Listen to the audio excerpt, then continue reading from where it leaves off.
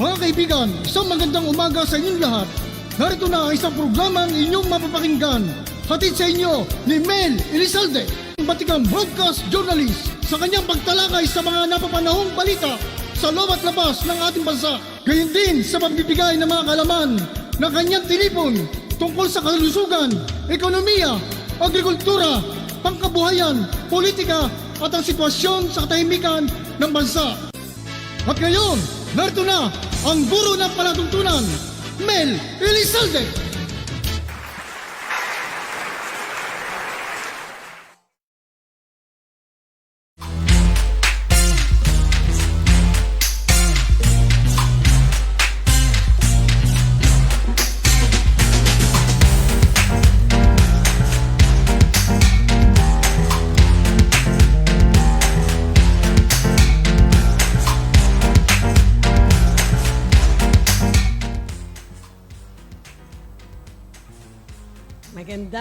Magandang hapon po sa inyong lahat, mga minamahal naming taga-subaybay.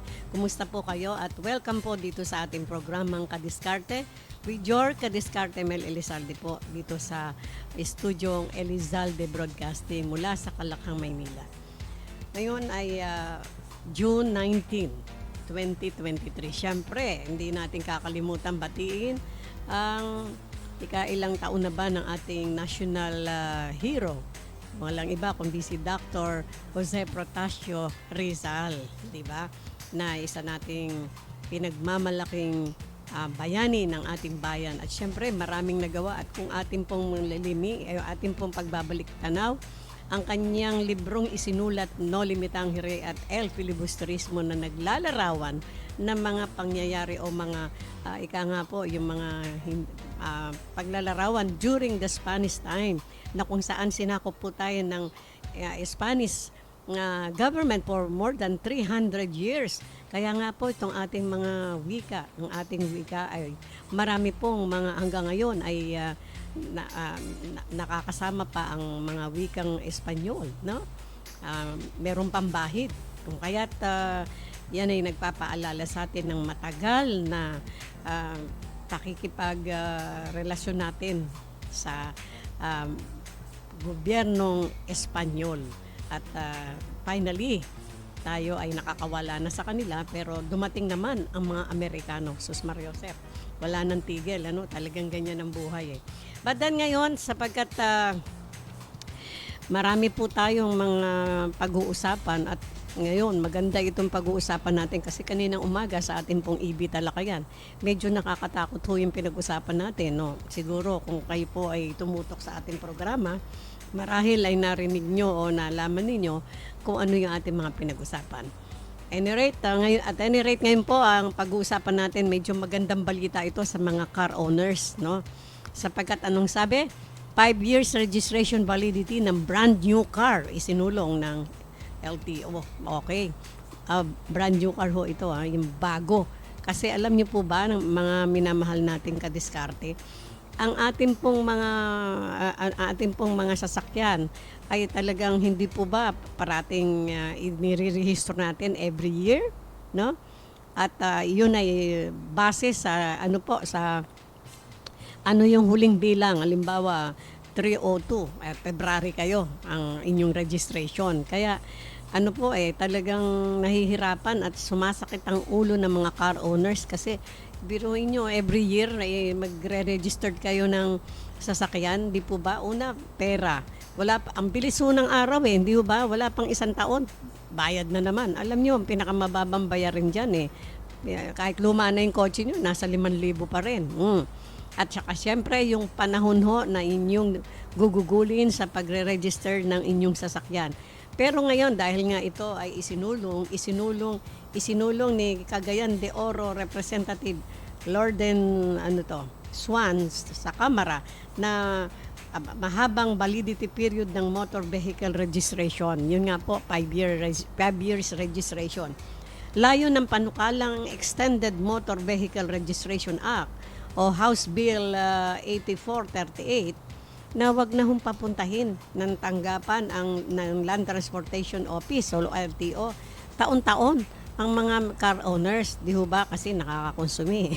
Kasi ang daming abala. Meron pa kayong gagawin dyan na pupunta muna kayo dun sa, ika nga, papacheckin muna yung inyong tambucho kung umuusok ba yan o nag-i-emit ng masyadong usok kailangan may clearance pa yan. Iba pa ho yun, siyempre may bayad yun. At siyempre yung ano po niyan, yung iba pa ho yung insurance ng sasakyan na galing sa LTO.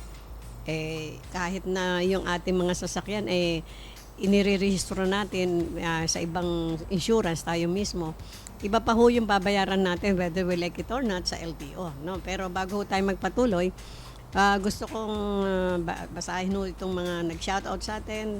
Mr. Renz Hernandez Regala, watching here, Mami. Thank you very much for watching. And Miss Leia Guevara, ganda ng content mo. Miss Mel, more updates please. Thank you so much. Dapat matagal bago ang register kasi magastos. Sinabi niyo po yan. Totoo yan, magastos ho kasi yun nga, ang dami niyong babayaran, registration, yung iba pa ho yung yung registration, tapos yun yung itetest ho yung inyong sasakyan. Ano ba matawag nila? Smoke test, mga ganyan, smog test ba yata yan. At saka siyempre pipila kayo ng matagal. Kung kahit ho ba binabase nila ang pagbabayad ng mga car owners na segundo ho doon sa last number ng inyong plate number. Halimbawa, 2 o ang huling number nyo 502. February ibig sabihin ho niyan. So early the following year bayad na kayo, di ba? Sakit. Alam nyo naman pagkatapos ng Pasko, isang katutak na gastos yan di ba? Tapos biglang magbabayad kayo only a month later, a month after the Christmas, no? Bayad na kasi February kayo. So you have to. Or else, pag hindi kayo nagbayad sa oras at tamang buwan ng inyong registration, may pataw ho yun, di ba? Ano po ba ang mga need para makapag-register sa LTO? Yun nga, smog test. Dipila ka. Ang dami pa, no? Gaano na ba katagal na bago magpa-registration sa LTO? Ayun, sinusulong nga po ngayon yung 5-year registration, pero yun yung mga bago. Siguro later on, isusunod nila na rin yung mga luma ng sasakyan. Sapagkat ngayon nga isinusulong itong bagong batas na to na kung sakali, House Bill 8438, na maganda naman ho ito kasi para unang-una makatipid sa gastos. Pangalawa, makatipid din sa time. Alam niyo naman yung time kinakailangan iayos natin. Daming mga lakarin, di ba? Ano ba, magbabayad kayo ng isa pa ho yun, bayad sa mga bahay, registration ng lupa't bahay. Pila ka na naman dyan. Parang walang iniwan ho dito sa bayarin sa registration ng mga sasakyan. At isinusulong nga ho ito sa mga sasakyang yun nga pong mga kotse, ganyan, ay sa loob ng limang taon ang validity period ng Certificate of Registration ng mga sasakyan. Samantalang 3 taon naman para sa mga motorsiklo. Very well. Kasi po yung mga motorsiklo, kung taon-taon din naman, nakakaano rin ho yun pagod, tapos abala, hindi ho ba? Ito po si Miss Evelyn Gasa watching from Oman here. From Oman. Thank you so much. At sana ipaano mo dyan sa ating mga kapwa Pilipino. Thank you, Miss Gasa. Watching from Oman. Okay. Ito ho yung ating pag ganitong merong bagong approval, lalo na ho yung mga bagong nagbabalak ng mga magkaroon ng bagong sasakyan, welcome ho ito kasi alam nyo naman pagka may bagong sasakyan, ang monthly niyan ang inyong iintindihin. Tapos ang bilis-bilis naman ng araw, after a year bayad ka na naman. But then napakagandang panukala, although panukala pa lang ay pag ito po ay House Bill nakapasa na ba? House Bill 8438 ay napakagandang napakagandang panukala at magiging batas later on dahil maraming mabibenepisyohan. Ito po, meron tayong isang shoutout na inaabangan ko po lagi dahil mahal sa puso ko ang ating itong ating si Dr. Lloyda D. Diaz is watching. Yan po yung aming former principal ng Arellano High School. One of the best principal in Manila. Thank you, ma'am. Hindi na siguro busy si ma'am ngayon kasi nag-alala po ako sa inyo noon nga. Inuulit ko. Sabi ko, ba't hindi na nag-watch si ma'am? Baka kala ko po medyo meron kayong konting karamdaman. It's a good thing. Nakita ko po sa Facebook, kayo pala ay nagnalamierda kasama ang inyong anak. Nagpunta si ma'am sa iba't ibang bahagi ng probinsya yata. Ma'am? Thank you very much again sa pagbibigay ho ninyo ng inyong comment ngayon, ng inyong shout out. Lagi po kaming nanonood sa live ng Elizalde Broadcasting. Napakaganda ng mga topic. Thank you, Miss Evelyn Gasa. Salamat. Thank you. At ito po, magandang balita. Yan na. Kaya nga, maaakit ho ngayon ang mga mamamayan na may kakayahang bumili ng bagong sasakyan. Kasi, biro nyo, 5 taon ang registration validity ng brand new car. Kampante kayo after na nabili nyo yung bagong kotse nyo, 5 taon pa, mahaba-haba po yan, di po ba? Para makapag-ipon makapag-ipon ng pagbabayad sa registration ng car after 5 years, no? Ibig sabihin, sa ika-6 na taon, tsaka ka palang magbabayad ng car registration. Naka-5 taon na, ibig sabihin, lumipas na 5 taon bago ka magbayad. Kasi pagbili mo nun, naka-register na yun for 5 years. Kasama na ho yun doon sa pagbili nyo. Galing, di ba? Dapat talakayin minsan kung paano masolusyonan ang ganitong sistema. Sabi po ni Jane Mendez. Ayan na nga po, sinasabi nila. Tanong lang po, magkano po ba ang bayad sa pagre-register? Yan po ay sigun sa moderno ng inyong kotse, gaano katagal na, mga ganon, at ano yung kotse nyo, ano ba yan? Meron ng basihan dyan ng LTO At saka yung brand yata yan medyo inaano pa rin nila. Binibigyan ng konsiderasyon. Sabi po ni Dr. Lloyda D. Diaz, I'm always watching you. Wow, thank you po ma'am. Salamat po, thank you. Yan po, yun, ang inyong lingkod, medyo yung aking sasakyan nga po, nasira na yung computer box. Kaya nga, alam nyo, pag computer box pala nasira ang sasakyan nyo, parang hindi na kayo safe magmaneho niyan. Lalo na po ako, dumadaan po ako sa freeway, ibig sabihin sa highway, kailangan na nasa kondisyon ng sasakyan, kaya natakot na ako. So, ayun ho, nagpahinga ako magmaneho. Kaya ako po ay nagsusumikap na makabili ng bagong sasakyan. Tignan natin kung maaprubahan po tayo. At yan po ay aking wini-welcome dahil nga ako isa sa mga nagbabalak na kumuha ng sasakyan bago because wala na ho tayong magamit dahil nga nasira ang computer box ng ating sasakyan. So yung 5 years registration validity ng brand new car, malaking tulong ho yan. Pag po ba napaso na ang prangkisa, magkano po ang pa-registration nito? Sabi ni Joyme Gomez. Hindi ko po alam kasi ang LTO ang magbibigay sa inyo ng ng kwenta.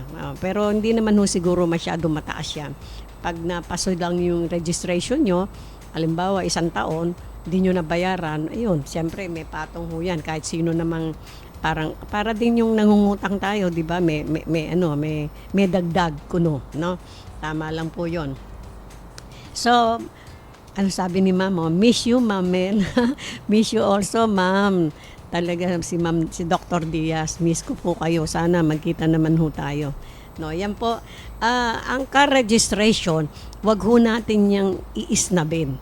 Hindi porket 5 years registration tapos nahuli pa tayo ng pagre-registered after 5 years.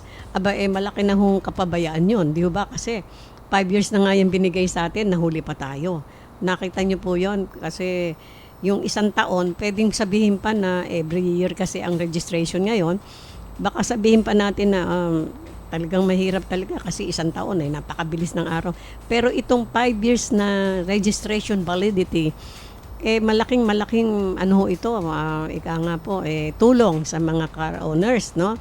At syempre, yung paghahanda, palagay ko naman is more than enough, yung 5 years validity. Kaya kung tayo po ay medyo mahuhuli pa rito, palagay ko malaki ang ano nito, ang ang tawag doon, percentage ng interest ng babayaran kasi 5 years nga po hindi ba? Kaya wag na ho kayong magpahuli. Yung mga bagong bibili ng sasakyan, jot down nyo kung ano baka. Sa bagay, mabilis naman talaga ang araw, para nga hong may hinahabol no? Bukas makalawa, Pasko na naman. Pagkatapos ho ng June, July, August, September na, pag ber na yan, alam na ho natin, Christmas is just around the corner, no? At alam nyo naman, pag Christmas, ang sinasabi dyan, puro expenses. Di po ba? Bakit naman puro expenses? Siyempre, pag-iisipan nyo, ano yung pagsasaluhan? Dapat yung pinagsasaluhan kuno ay medyo extraordinaryong pagkain dahil minsan isang taon lang dumating ang Pasko at bagong taon. Okay naman po yun, pero paano kung talagang wala naman, di ba?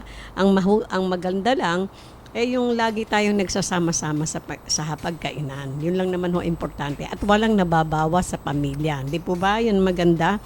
Pero, siyempre, yung mga inaanak-anak natin, pag-iisipan pa, kailangan sanay sila na may ibibigay kayo. Yung mga ganyan-ganyan, di ba? At ang pagpapaganda ng bahay, nandiyan ang Christmas tree, etc.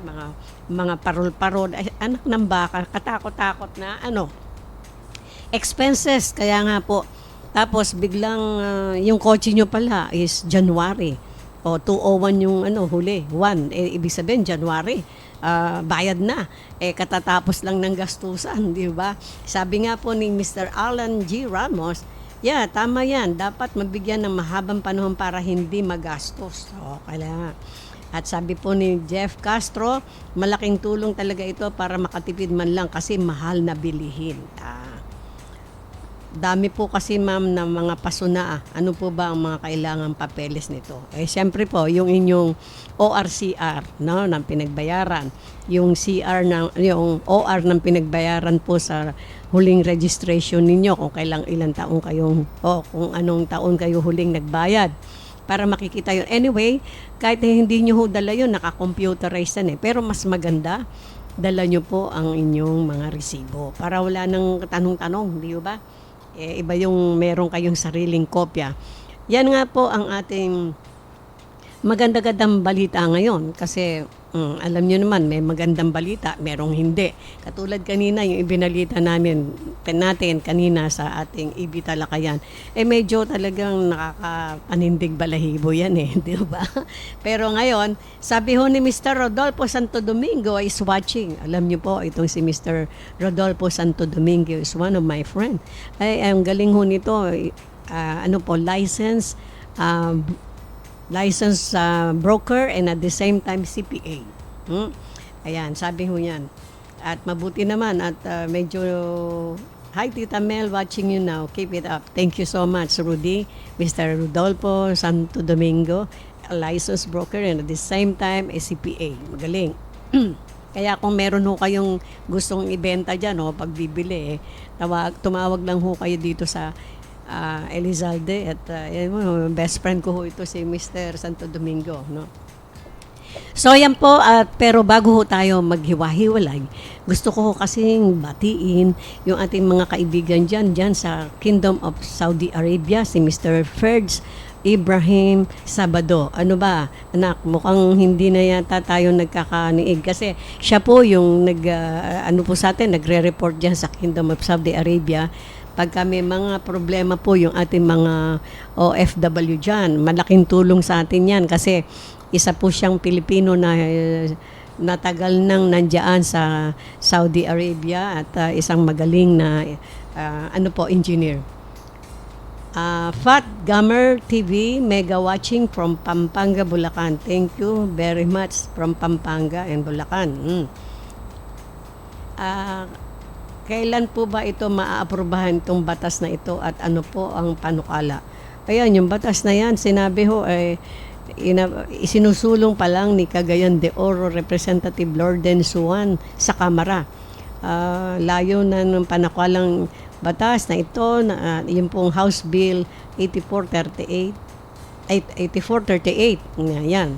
Pag yan po ay naaprobahan na, palagay ko baka itong taon na to maano na, baka nasa third reading na sila, no? So yan po, gusto ko rin batiin yung mga kaibigan natin dyan sa US. San Francisco, California, my friend Miss Josepina Zacarias. Yan.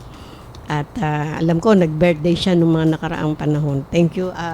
Happy birthday, belated happy birthday sa'yo.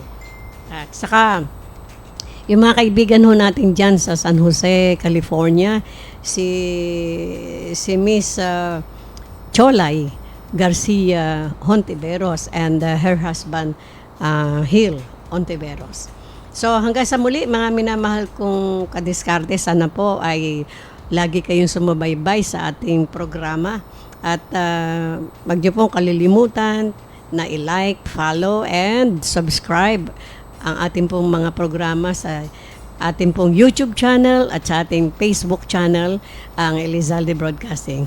At bayanan nyo po ang ating susunod na programa. Ito, magagaling talaga itong mga ito. At alam ko, inaabangan nyo to no?